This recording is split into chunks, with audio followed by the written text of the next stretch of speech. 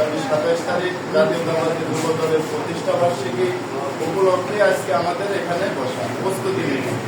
যাই হোক, মেসেজগুলো দেওয়ার জন্য আমাদের এখানে সবাই একত্রিত হয়েছে। আমাদের পক্ষ থেকে মেসেজ আজকে বসা হয়েছে হইবত। আমি আমার এই ইউনিয়ন যুব দলকে অনুরোধ করব এই মিটিংটা যেন প্রত্যেকটা ওয়ার্ড ভিত্তিক হয় এবং আরো সুন্দর। যেহেতু আমাদের এখন ডাক দিলে কিন্তু অনেক নেতৃবৃন্দ আসে, ওই হিসাবে আমাদের জায়গাটা কিন্তু সংক্ষিপ্ত হয়ে গেছে। এই হিসাবে আমি বলবো যে আগামী থেকে যদি কোনো মিটিং বা আপনার প্রস্তুতি সভা হোক, যেটাই হোক, বাইরে হলে একটু সৌন্দর্যটা ভালো হয় এবং লোকজনের উপস্থিতিটাও বেশি। যেহেতু আমাদের আগামীতে নির্বাচন, আমাদের প্রস্তুতি সবাই না, শুধু এই প্রস্তুতি সবার মধ্যে দিয়ে দেশ নায়ক তারেক রহমানের যে 31 দফার বার্তাটা আছে, এগুলো আমাদের জনসাধারণের মধ্যে পৌঁছানো দরকার।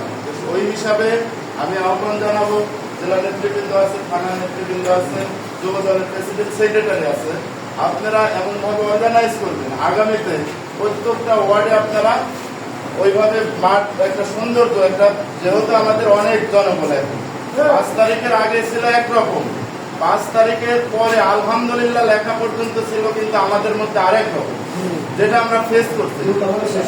এই বিষয়টা হচ্ছে মূল কথাতে আসতে হবে, একটু কথাটা এখানে বিষয় হচ্ছে 5 তারিখের আগে কার কি ভূমিকা ছিল ইউনিয়ন নেতৃবৃন্দ জানে, থানার নেতৃবৃন্দ জানে এবং জেলার নেতৃবৃন্দ জানে।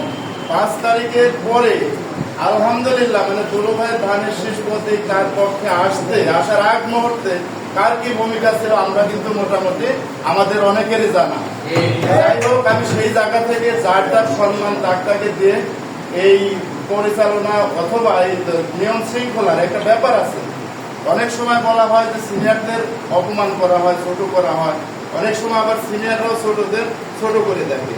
আমি অনুরোধ করব এই জিনিসগুলা থেকে আমরা বের হয়ে আসি। আগামীতে জানুয়ারিতে যদি ভোট হয়, আমাদের সময় কিন্তু কম। আমরা যদি কাজে ছোড়াছড়ি করি, আমি অপরের বদনাম করি, আরেকজনের বদনাম যদি আমি করি, এগুলা কিন্তু আমাদের দলের জন্য ক্ষতি, আমাদের নেতার জন্য ক্ষতি। আমি অনুরোধ করবো আদান হয়ে গেল সর্বোপরি উপস্থিত নেতৃবৃন্দ, ইউনিয়নের নেতৃবৃন্দ আছে, আমি অনুরোধ করবো এই ষড়যন্ত্র, এই সব কাজ থেকে আমরা যেন বিরত থাকি। আমরা যদি কাউকে সম্মান দিতে না জানি, আমরাও কারোর কাছে সম্মান আশা করতে পারি না। আমরা যদি যাই হোক, সর্বোপরি আমি কারো নাম উল্লেখ করে কিছু বলবো না। আমরা সবাই জানি আগামী 27 তারিখের প্রোগ্রামকে সফল করতে যা যা করা দরকার ইনশাআল্লাহ আমরা সবাই প্রস্তুত আছি। তো নেতা অ্যাডভোকেট রুহুল কুদ্দুস তালুকদার দুলু ভাইয়ের হাতকে শক্তিশালী করতে আমরা প্রস্তুত আছি। তো শীষ জয় করতে আমরা প্রস্তুত আছি। তো আমরা কোনো গ্রুপিং বুঝি না। আমাদের নেতা বলছে লাল সঙ্গীত, সবুজ সঙ্গীত, আমরা কিছু বুঝি না।